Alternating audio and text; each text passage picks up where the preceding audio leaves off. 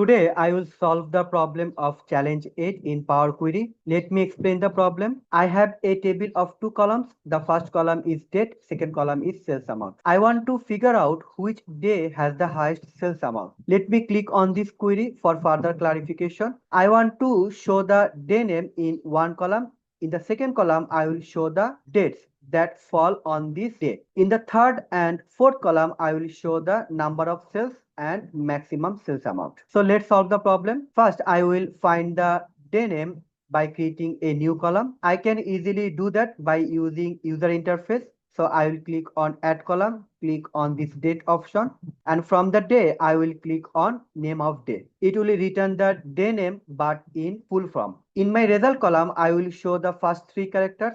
So I will click on day name, and in the transform tab I will click on extract, and here I will select first character and write 3 as I want to return the first three letters, and click on OK, and this is my expected day name. But by returning this day name, I have taken two steps. I can easily get my day name by taking only one step. Let me delete these two steps. So I will click on add column and click on custom column. Here I will write a function to text which is Date.ToText. The first argument is date, so I will select date, comma. In the format I will write 3D in the inverted comma and in small letter. As Power Query is case sensitive, if you write the D in capital letter, it will not return your expected result. So I'll close the bracket and hit OK. Now this is my expected day name. I will change the column name day.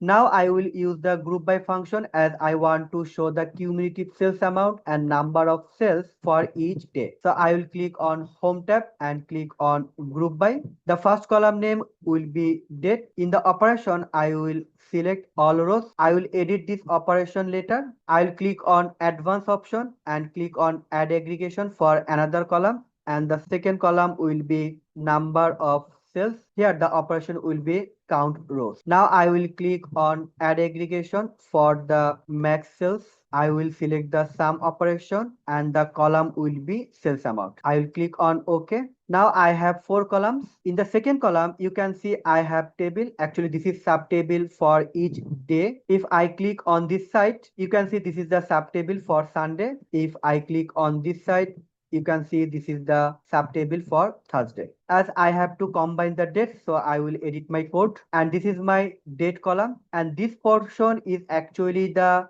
data type for each column. If I delete this part, you can see it will not break my code. If I click on this side, I have the same subtable. Now I will use the combine function, which is text.combine. So the first argument is text as a list, so I have to call the list. So I'll write the column name date in the square bracket, comma. In the separator I will use comma space. I will close the bracket of text.combine function and hit OK. I have the error. If I click on this side, this is the reason why I have the error. We cannot convert the value date to type text. So I have to convert the date into text. So I will use the transform, which is list.transform function. So the first argument is list as a list. I have already the list, and second argument is transform as a function. Here I will write each, and the function will be to text, which is date to text. I will write underscore, which means the date of each list. Now I will write the format. The format will be